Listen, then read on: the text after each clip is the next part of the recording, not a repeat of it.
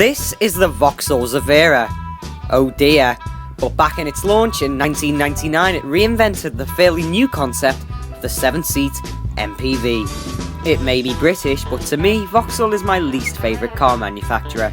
Most of its cars look dull, its rivals produce better all-round cars, and most importantly, Vauxhall haven't had a good idea since the launch of the Zafira. Let me show you what I mean.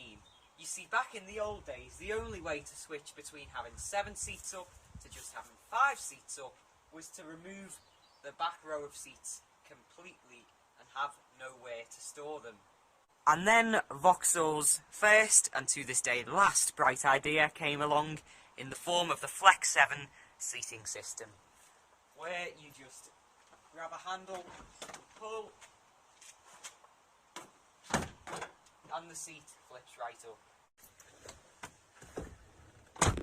Being an MPV, the Zafira is obviously going to be spacious, and it is really roomy in here.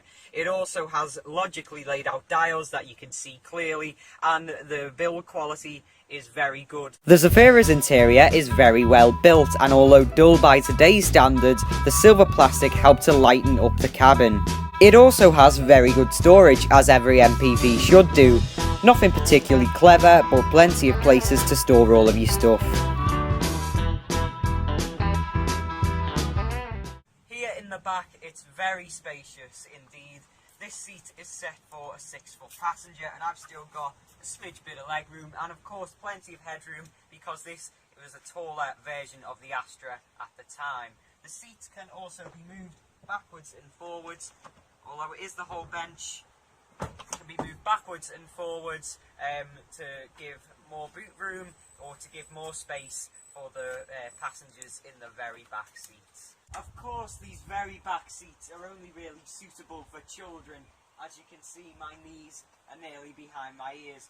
And also, when all 7 seats are up, there's only really room in the back for an umbrella.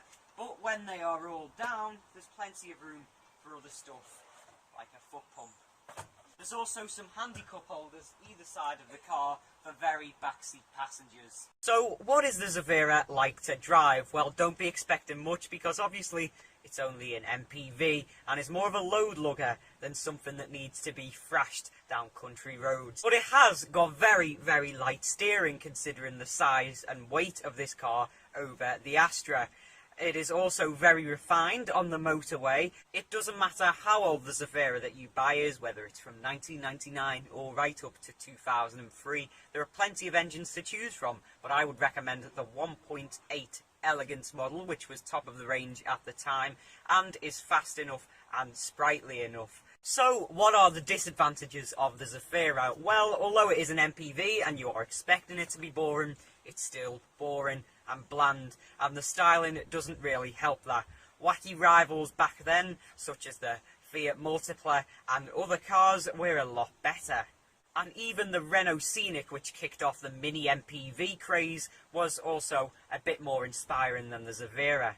A common problem with second-hand Zafiras is that the back screen wiper is a bit flimsy and has snapped off on many models. However, if you want a practical, well-built MPV that just simply does its job and can carry people and things in comfort, then you should go for the original, which was the Vauxhall Zafira. It of course created the Flex 7 seating system, which meant that you no longer had to remove seats.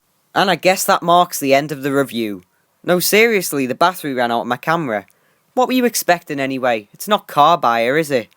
Don't forget to click the link below to see more of my car reviews.